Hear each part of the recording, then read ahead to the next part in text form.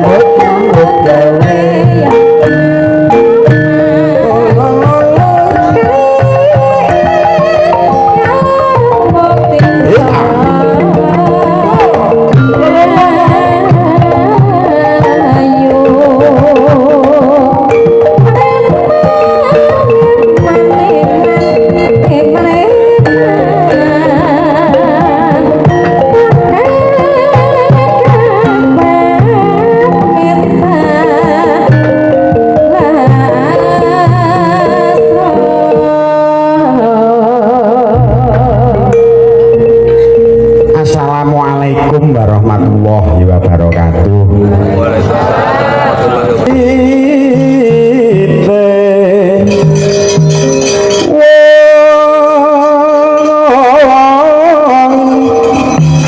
Urut warut katut para ratu Wen sagung pratipati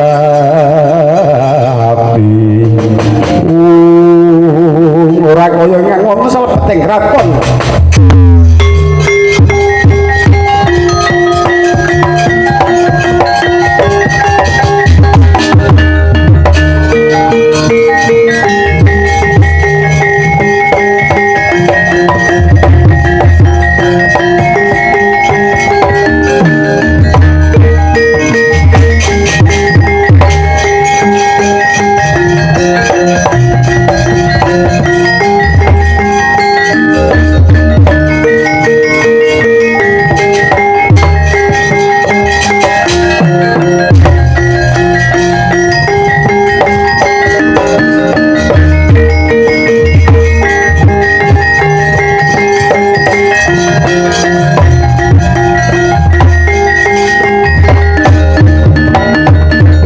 Pandhawa tata kadhewe saya indriyaksa sara maruta mawana bana margana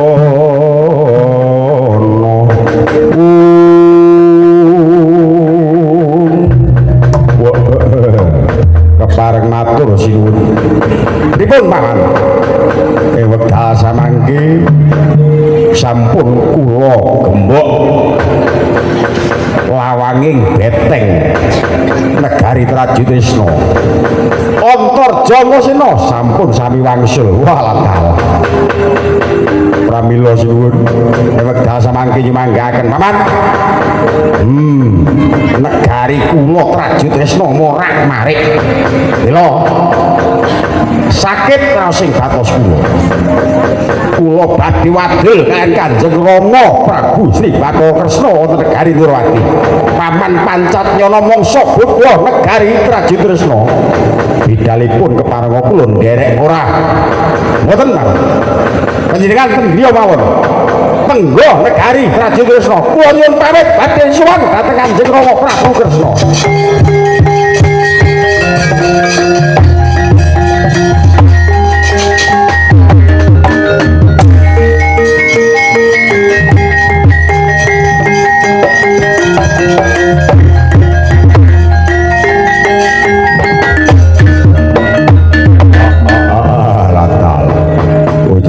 Bojleng iblis lah padha digojekan. Oh, Pandhawa, muga-muga muga ora ana rubeda aku bakal tunggu negara para wadyabala yanca ugra mangsa bodho anggonmu bebetengi negara Traju Tresna ancak ugra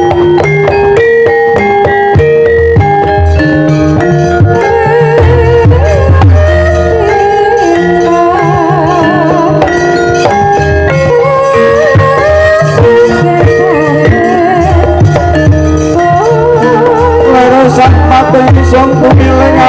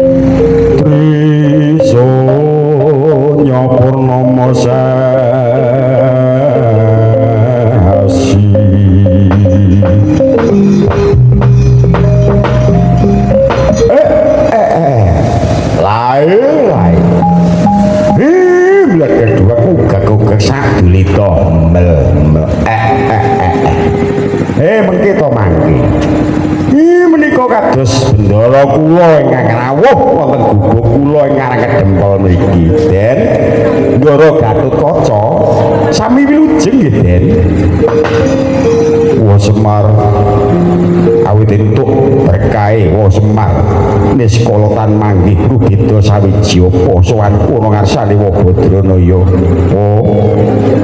kepareng aku ngaturake pangabekti kunjuk ana sandhap pepadamu Wa Badranaya mengkirian napa mboten jeneng kualik ing atase kula niku namung sipating batur sampean namung abdine para pepunden Dika Pandhawa kok lajeng jenengan napa malih mboten ngemungaken putraning Bendara kula Pandhawa ning panjenengan menika salah satunggaling nalendra agung wonten ing negari Pringgondani kok lajeng ngaturke bekti sungkem kalih kula niku mboten klentu Ndara Wa Badranaya kanggone Gatotkaca ora kaya mangkono nanging sejatine senadyan to ala tanpa rupa cendhek palungguhane Wa Badranaya ewa semono sejatine Wa Badranaya ngono jimat kang bisa ngucap pusaka kang bisa kandha minangka pepunden kang banget pinundi-pundi dening para pepundenku para Pandhawa mula tampan ana pangabektiku ya ndaturake kunjuk sandhap pepadamu nggih ampun dipun bacot-bacotaken anggenipun junjung kalian kula mengki nek kedurun ndak kepleset monggo awak kula sak menten lemune nek tiba malah kungkep ora iso obah nggih Gus nggih sampun kula tampi mboten langkung dawah sami-sami nggih Den iya wis moyo nggih sasampunipun sekeca anggenipun jengandika lenggah Ndara kula tetuka sajak sumengka pangawak Bajra damar sasi janur gunung jenengan rawuh wonten gubuk kula mriki kiambak sajaipun mengkuwi gantos menapa panjenengan menika dipun utus dening para momongan kula Pandhawa saengga panjenengan rawuh wonten mriki sejatine anggonku sowan ana ngarsane Wa Badranaya ora diutus dening para pepundenku supaya ngaturi Wa Semar kuwi ora nanging saka pribadine Gatotkaca dhewe sowan ana ngarsane Wa Badranaya ing samangku Wa Badranaya uga pirsa menawa negara Ngamarta nganakake Senopati pilih dene kang didadake jagone Senopati ora ana liya ya mung siji Kakang Prabu Trajutrisna Kakang Bima Narakasura dene kang angka loro ya aku dhewe mula kang saka kuwi sowanku mrene ya mbok menawa Wa Badranaya aku mengko kapilih dadi Senopati banjur apa kang kanggo garan anggonku bakal jumeneng dadi suhing para wadya bala ing negara Ngamarta gek kula niku saged kula napa kula niku gadah napa Den kok dikan ngekeki ular-ular saora-orane Wismaya kuwi wis dadi pamonging para pepundenku nganti para leluhurku mula saora-orane sak limah apa kang dadi pangandikane Wa Badranaya bakal tak pundi-pundi niki mengke gek nek kula ngular-ulari gek ra perang-perang ora perang ya ora apa-apa nggih nggih nyuwun pangapunten sak cuplek kemawon nggih Den wong ajeng dadi pengareping Senopati dadi penggede pengarep pengayoh lambaranipun menika kedah lambaran ati suci payung budi rahayu panjenengan kedah rumaos ikhlas anggenipun ngabdi dumateng negari Paduka ingkang sampun mitados panjenengan minangka dados pengajenging para wadyabala. Kewajiban bika mboten wonten malih nggih menawi mboten wonten malih kejawi. Namung totoh jiwa raga kangge ngrukepi bangsa. Totoh jiwa raga kangge ngrungkepi nusa lawan bangsa. Paduka kedah saged metang iki ala iki becik. Panjenengan kedah saged metang dhateng lelabatanipun para wadyabala ingkang Paduka suwi anggenipun ganjar ngawula wisuda ampun ngantos ban cindhe ban oyot senadyanto menika wadyabala pangarsa menawi menika gadhahi lepat panjenengan ampun wigih ringa-ringa anggenipun nandukaken dumateng keadilan. Sinaosa menika prajurit namung alit, namung cilik, namung cendhek pangkate wa semono kok menika gedhe lelabuhane anggone ngetohke jiwa raga kanggo ngrungkepi negara. Menika nggih kedah dipun junjung derajatipun. Lajeng Paduka pribadi den ampun wigih ringa-ringa anggenipun panjenengan depani bumi pertiwi menika. Sinaosa Paduka menika kedah korban nyawa, kedah korban bondo donya ewadene kangge ngrungkepi negara. Ampun wigih ringa-ringa menawi panjenengan seda tartamtu badhe dados kusumaning bangsa lan ing akhir tembe wonten ing Yomani luka Paduka badhe manggih swarga langgeng den. Dene menawi Paduka mboten sagah depani negara alung mundur kewala anggen Paduka badhe dipun jagoaken dados senopatining praja negari Ngamarta guys. Wirikanta sang Gatotkaca tinon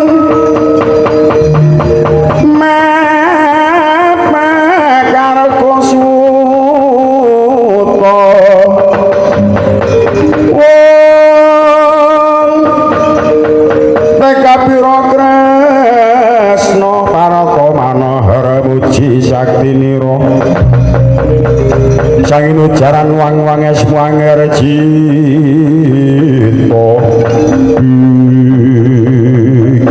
jagat diwasesaning agara yen to pancen mangkur bakal tak ugemi apa kang dadi pangandikane Wismaya malah kepara wektu dina samangku keparenga Paduka tak dherekake saperlu jumenengi apa kang dadi anggonku bakal dijagoake dadi senopati lahir batinku ikhlas kanthi lambaran kasucening batin aku ora bakal duweni milik lan pamrih apa-apa kejaba anggonku duwe milik kepengin kuncaraning negara kepengin aruming bangsa Ngamarta kencana mula tak suwun Semar Dadya jejimatku mrono rene bakal tak pundi apa kang dadi panandikane Wismaya. Ayo derekno tak derekake sowan ana negara Ngamarta wektu dina iki uga. Kula kedah tindak, kedah derek panjenengan. Iya Wismaya kudu tindak marang negara Ngamarta. Nggih, nggih, nggih. Kula mboten ganti mboten napa-napa wis ora usah. Niki kecut kabeh. Ning nyatane kuwi kang berkahi. Ayo tak dereke wektu dina samangku uga sowan ana ngarsane para pepundhenku supaya anggonku bakal dijagoake dadi senopati wasana bisa menang bisa unggul aku bisa dadi pengareping negara pengareping para prajurit ing Ngamarta aku bisa ngetokake jiwa ragaku kanggo kemakmuraning negaraku Ngamarta kencana nggih menawi tela kados mekaten monggo kula dherekaken nggih Gus. Ya Kalangan kalangan agar mantap muncul Dinolir kekonang surem sorote tanpakan kasoran pacaring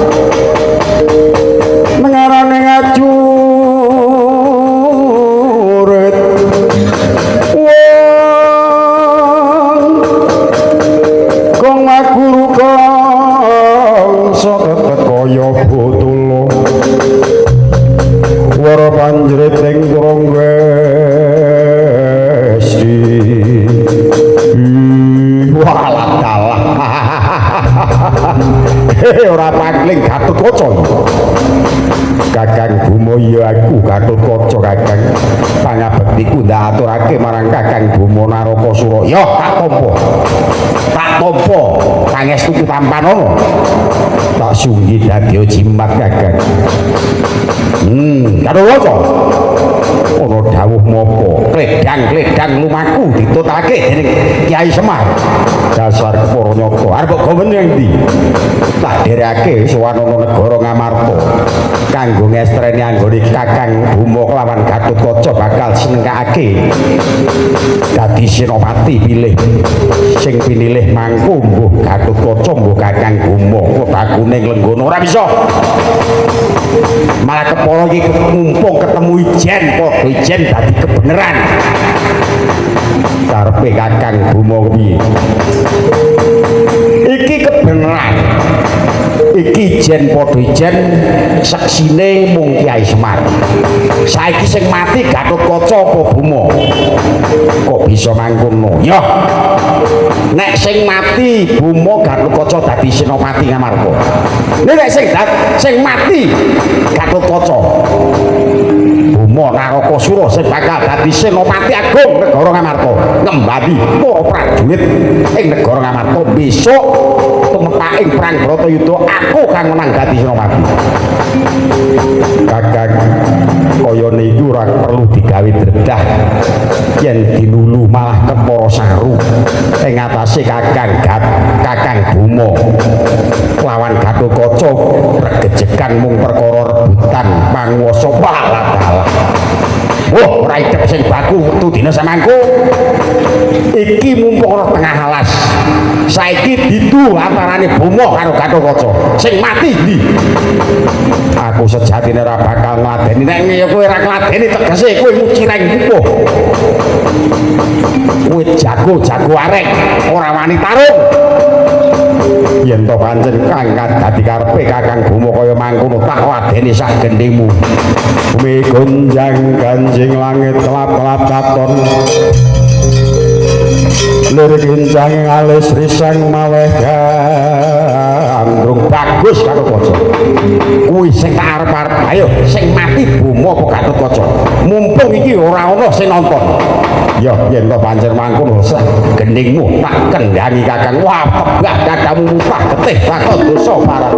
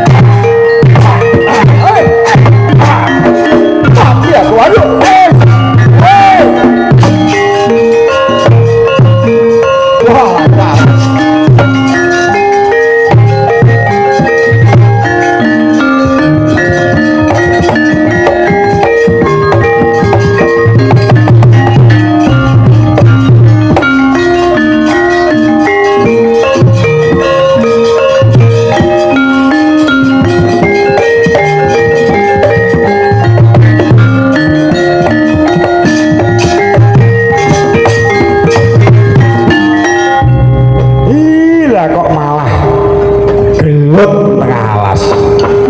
Iki kula kan nderekke jenengan. Nek ngeten iki carane kula ora nderek iki teh. Karepe wis waya kepiye? Saru dinuluti kathah. Gus, iya ta sing wong seduluran. Sedulur tunggal darah adik padha gelut. Monggo panjenengan boten sah ngladosi ke neraka. Boten sah diladosi ke neraka. Enggal sowan dhateng Amarta kemawon.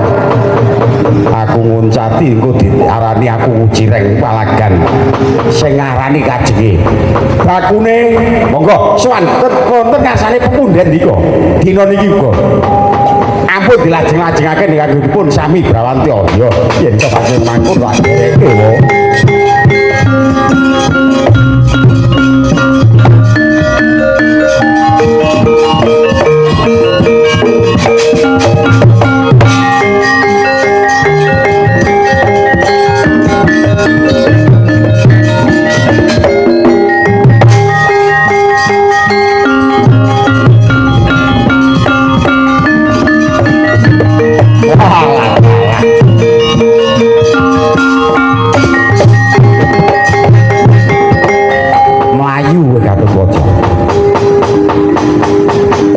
Tanding karo kakangmu Bomo.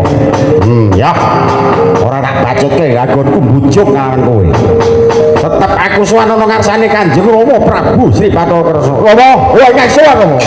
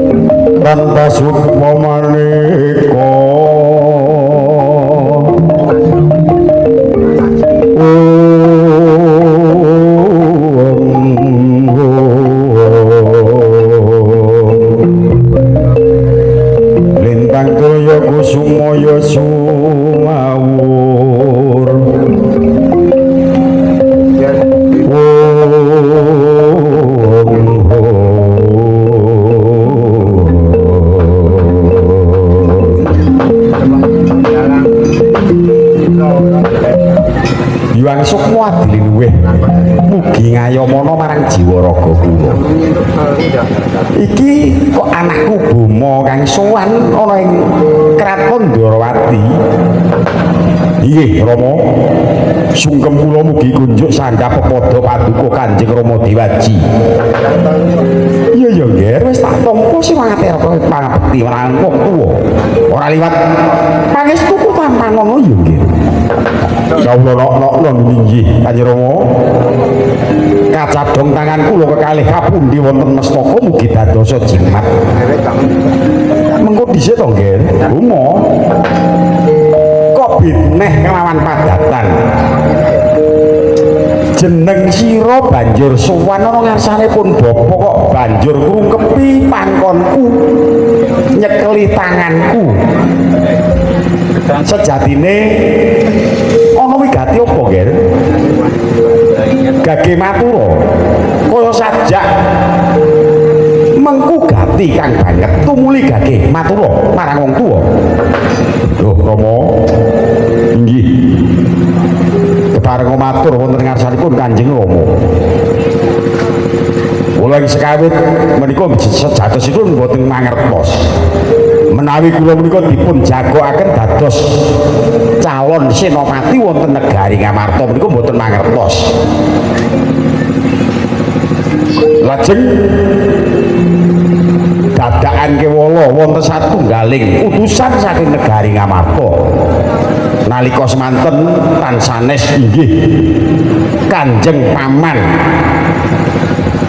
Arjuna ingkang rawuh wonten negari Trajutresna kanthi ngasta wujudipun Nawala lajeng suraosipun Nawala ingkang den tapastani dening Kanjeng Paman Prabu Puntadewa ing mriku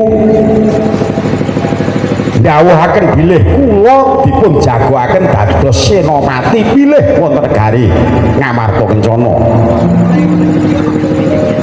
dene calon senopati sanesipun tanah sanes inggih namung adi kula pun Gatotkaca Rama sasampunipun sawetawis wekdal kula ngentosi kados pundi kabar kawusananipun pramila lajeng wonten buta malih sasampunipun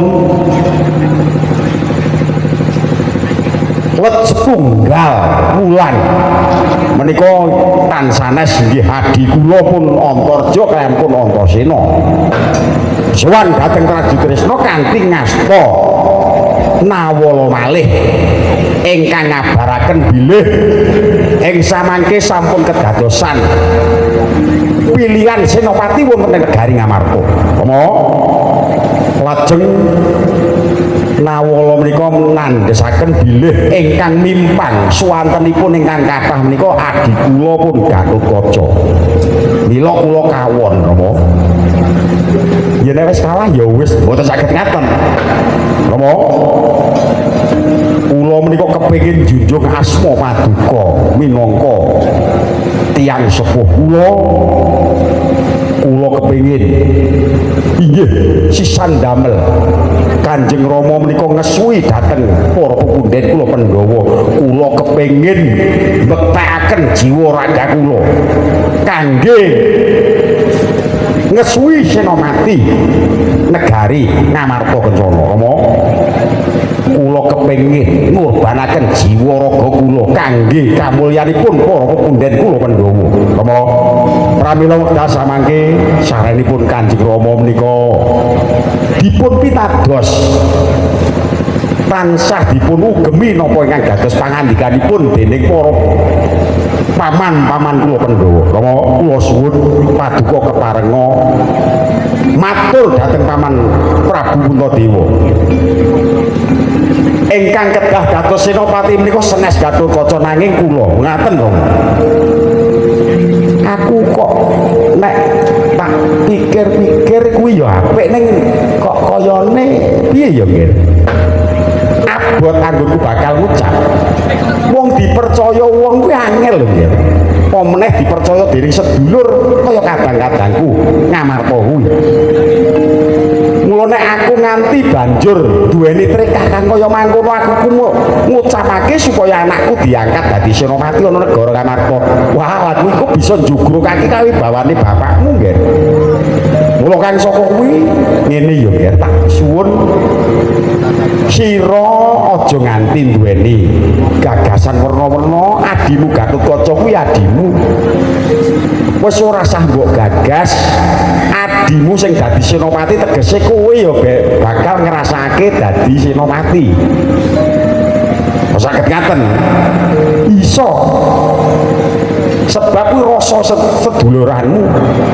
yen kowe pengen dharmake uripmu ana ngarsane para pundhenmu Ngamarta kanthi cara liya ora kanthi cara kaya mangkono yen aku banjul matur ana ngarsane Yai Prabu Puntadewa kaya kang mbok karepake aku ora wani aku isin ya aku ora wani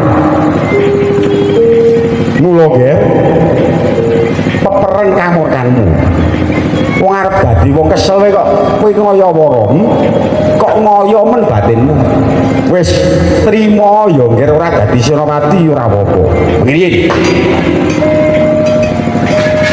kula riyen ngengingi babakan Kikis Tunggarana kemutan mboten kula rebatan wates dengan sebat Tunggarana menika dipun geret dados wilayahing Pringgondani awit pituturipun para sesepuh kula dipun tuturi kula nderek nanging wekdal samangkira kula mboten saged yen kon kedah nrimah kados mangke kados ingkang sampun bolak-balik kon ngalah bolak-balik kon ngalah Rama kula suwun paduka kersa nggih Rama kula lingsem Rama yen kula mboten dados senopati wonten negari Durawati wonten negari Ngamarta Kencana tatkala narepa Kresna tantulus sanyaka ring Resiwa Raja Nawisuta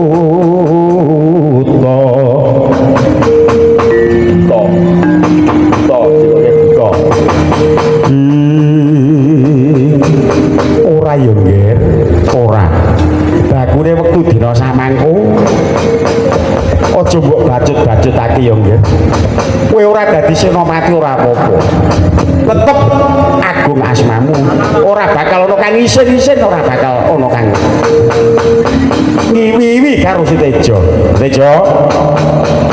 bakune kowe kudu trima pripun ing ngatasé kula niku kepengin duweni gedayuan kepengin ngunggulake asma paduka minangka jejereng tiyang sepuh kula kok ya ora gelem mlabu cobi kula tak taken kula niku anak sinten putrane Prabu Sri Bathara Kresna ngaku tok gampang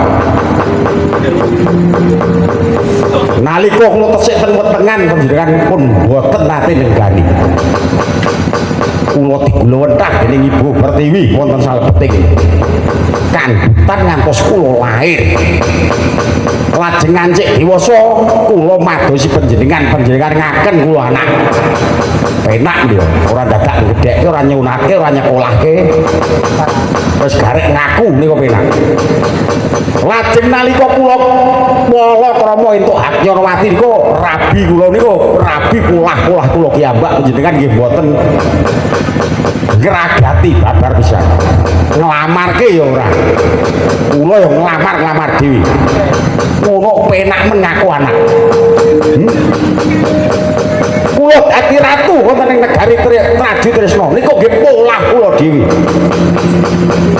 kula mateni Prabu Bumantara satemah kula dadi ratu wonten Traju Tresna niki kula kepengin junjung asma paduka ewa semono panjenengan mboten nate menggaliaken dhumateng gesang kula Rama ora patut sampean dadi bapake Prabu Bomonarokasura ora patut engak masih tak sembah ora migunani apa-apa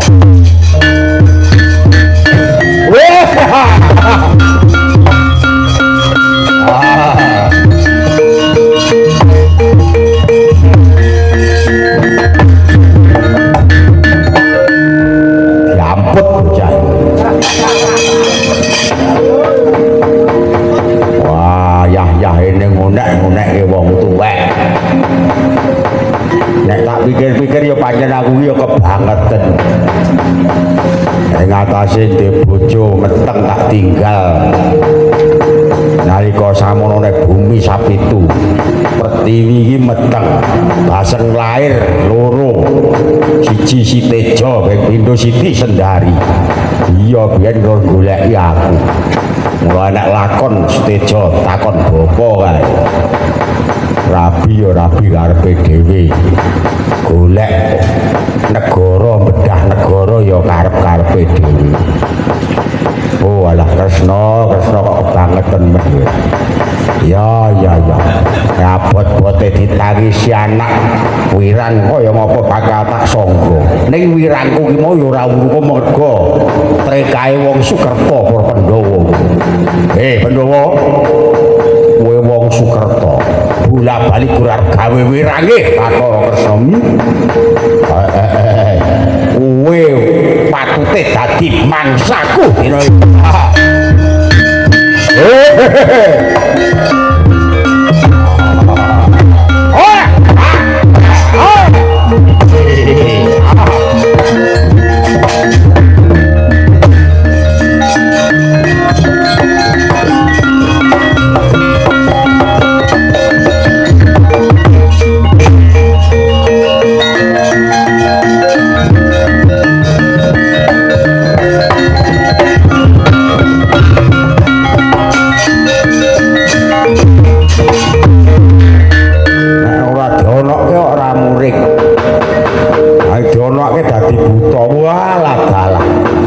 Iki aku ngeruhi Kanjeng Rama dadi buta sakmono. Wah, tak tutke lah ning ndi.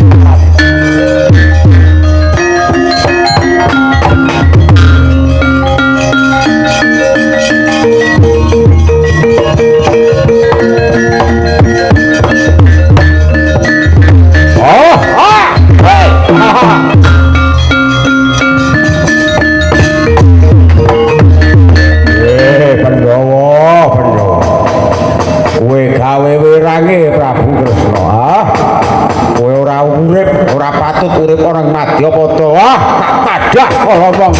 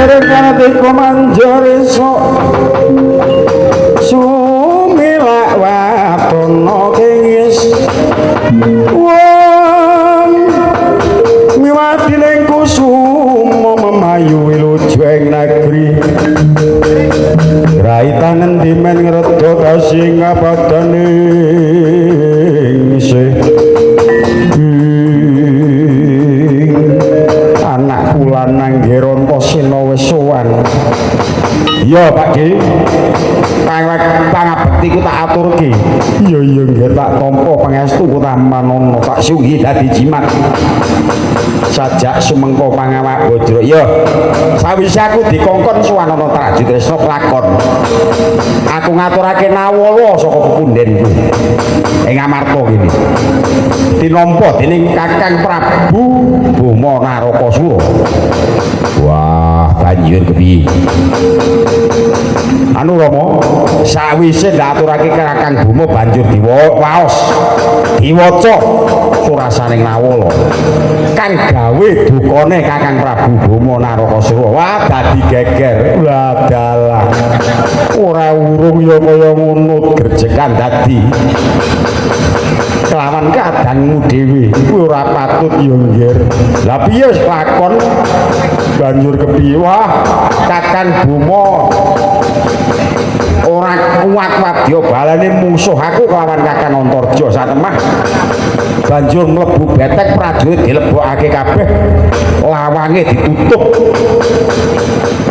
bubar kuwi aku sarane wis ora ketemu kelawan para wadyabala lan ra entuk wangsulan saka Kakang Prabu Trajutresna mula banjur aku enggal-enggal bali sowan ana ngarsane Pakde ing negara Ngamarta kene mula kang saka kuwi Pakde mangsa bodho lelakon iki ndak aturake marang Pakde Prabu Puntadewa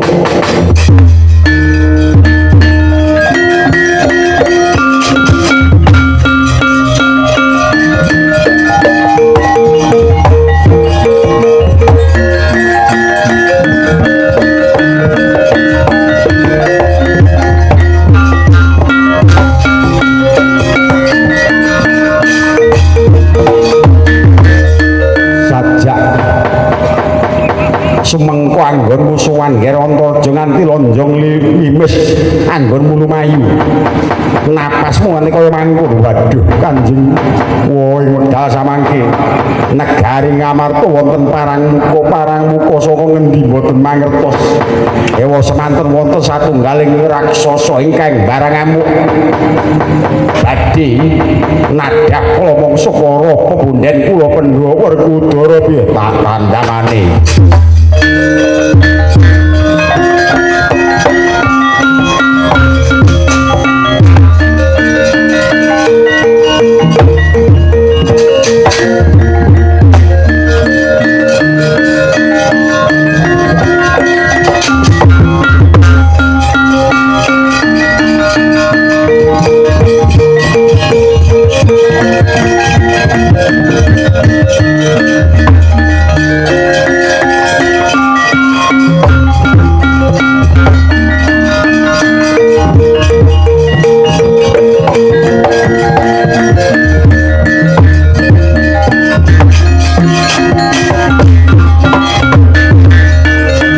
Para sangarajana semunira kamanungsan kasrepan tingkahiring musuh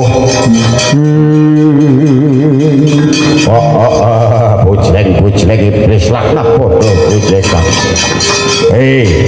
amuk Suramrata Jayamrata Pandhawa metu mrene iki musuhmu teka Idana buta barang amuk ya sapa kowe Janaka takon karo aku ya Janaka wah lah nek bener aku ngarani Janaka ya Permadi ya dasar para nyata kowe sapa Detya Kala Kresna Pujangga ayo wektu dina samangku manuta tak tadah omongso yen arep mangan Arjuna ayo panganen legane atiku mangan sepisan warak selawase agak pamu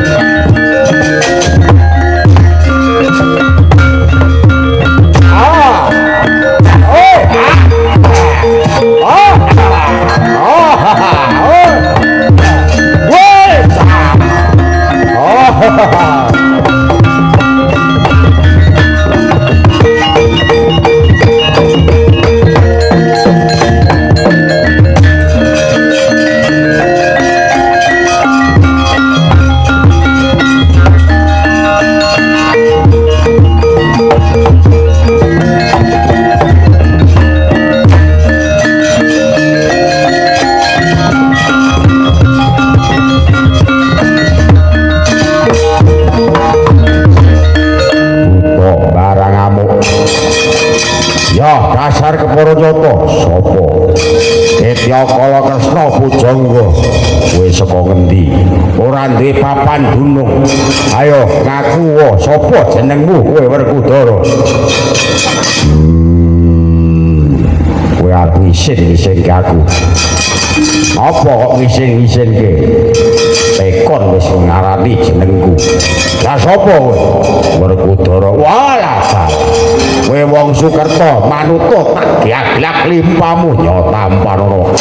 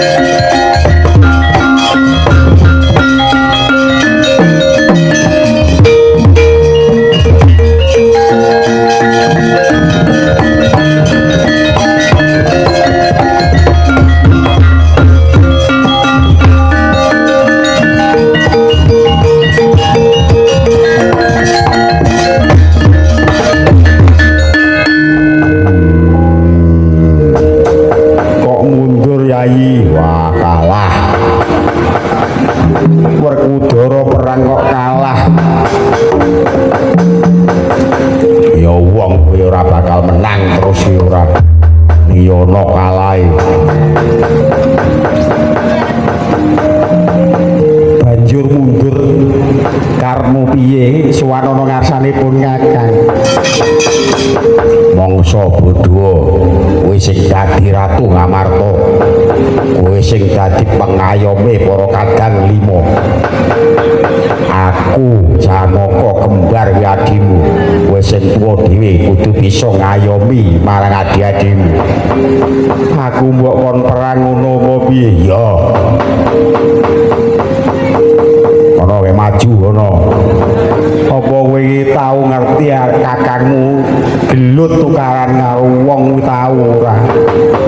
Ora urusan sing disumbari Kuntadewa. Ayo kono maju. Aku moh nek kon gelut.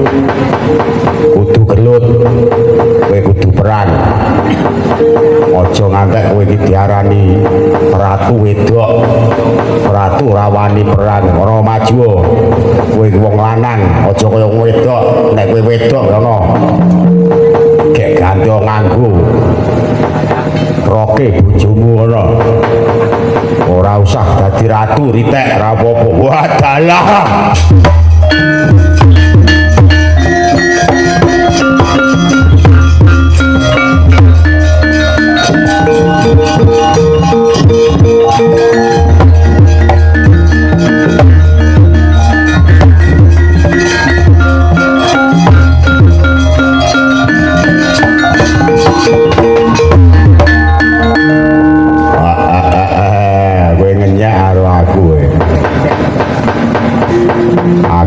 Anggap ratu wedok, aku ki lanang tenan. Wah, kene ya iso abuh kaya ngono. Iso ae ya. Aku ndek kompo spesial. Nah, awakku wis tak kompo mlempuh kaya ngene iki. Wis kono kek maju bendang lakone bendang rampung ya. Mingira kaya ngopo butone sing larang amuk.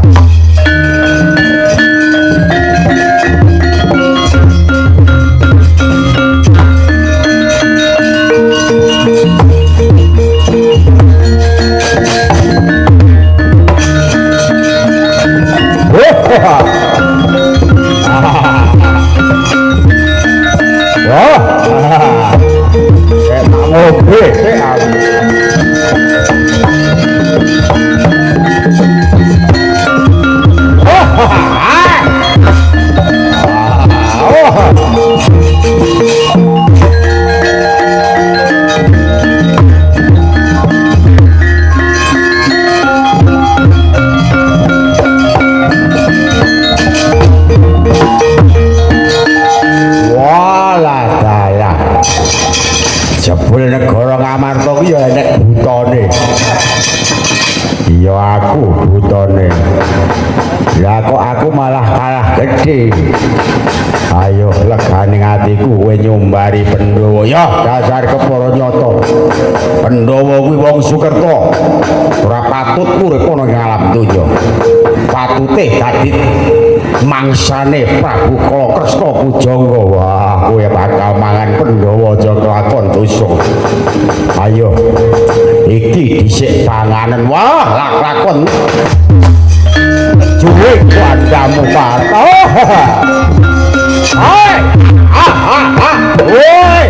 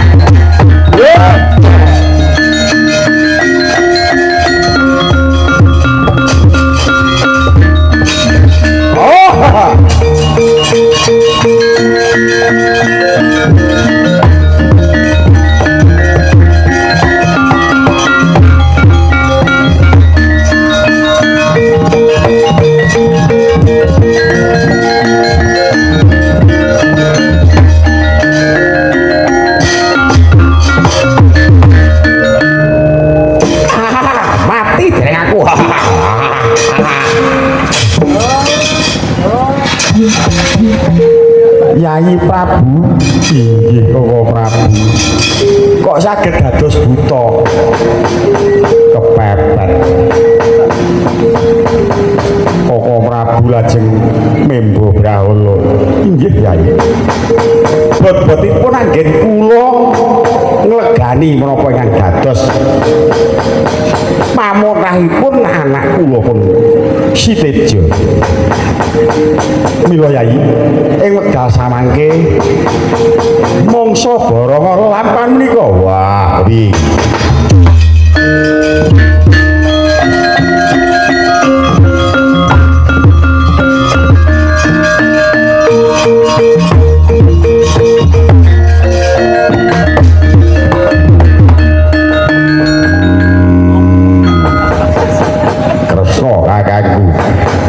Iya Yayi Werkudara.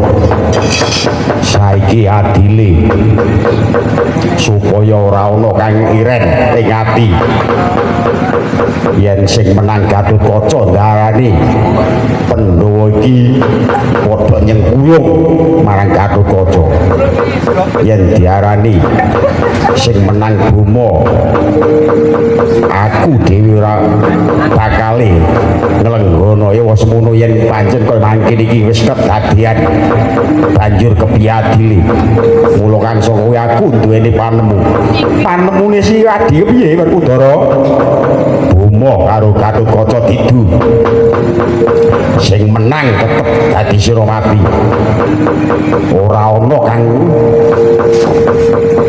diwenangake kanggo mbotoi siji lawan sijine ben gelut sak karepe ana madyaning alun-alun. Kresna kakangku yoga ora kena mbotoi anakmu, aku ya ora kena.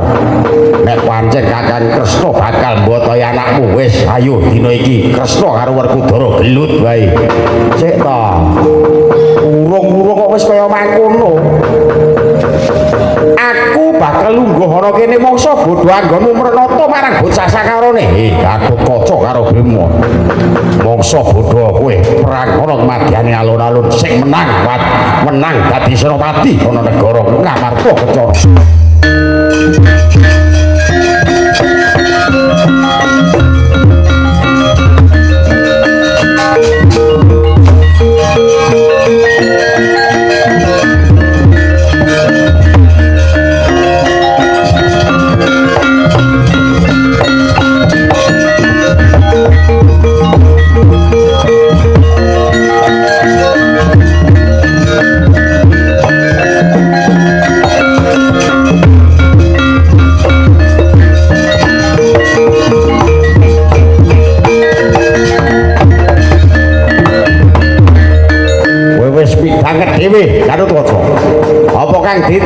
ditindakake dening Paman Hariwerkudara.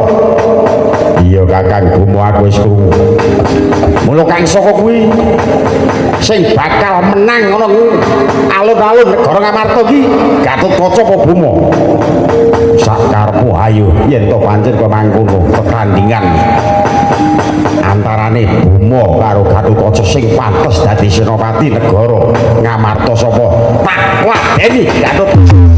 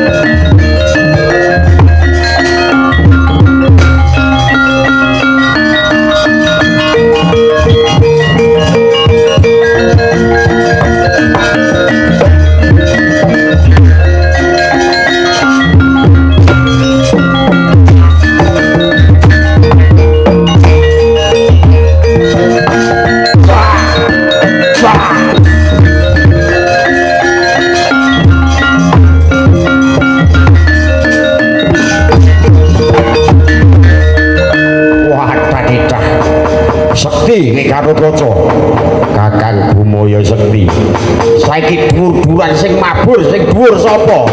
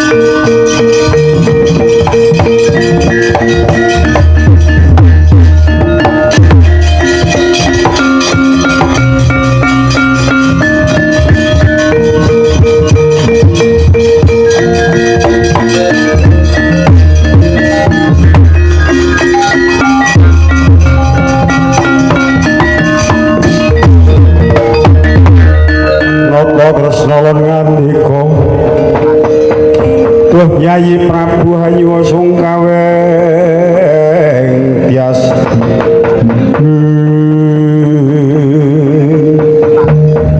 Paman Prabu kula aturi sumingkir saking ajeng kula padhe mrewasa Gatotkaca anakku nggih yen iki mbok bajut-bajutake sing lingsem pamanmu mula kang saka kuwi wektu dina samangko yen kowe ora nglenggono luwih becik aku wae patenono timbangane aku ndelok nonton marang anak-anakku padha dredah nggih Bomo aku patenono waduh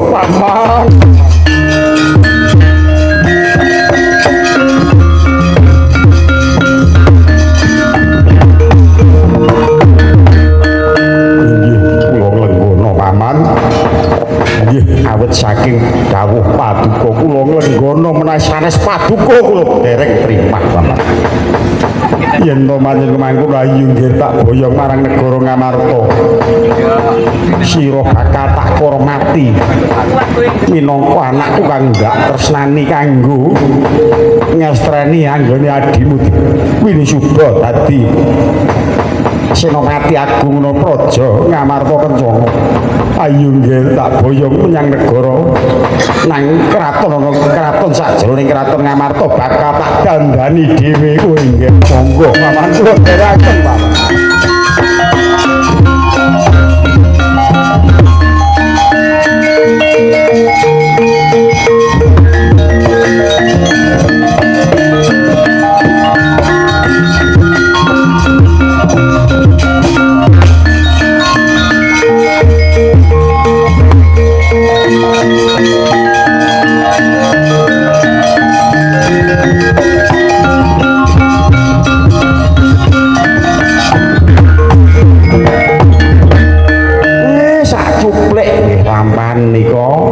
Senopati pilih wonten negari Ngamarta sing jumeneng dadi senopati pilih boten sanes nggih namung Ndara Gatotkaca nggih sawetawis sowan kula kirang langkung nyuwun pangapunten dumateng Bapak Mukiran sak keluarga ageng dalah para pepunden-pepunden kula menika namung wujudipun jampi kangen nggih sawetawis cekap semanten atur kula yupainten lelken meja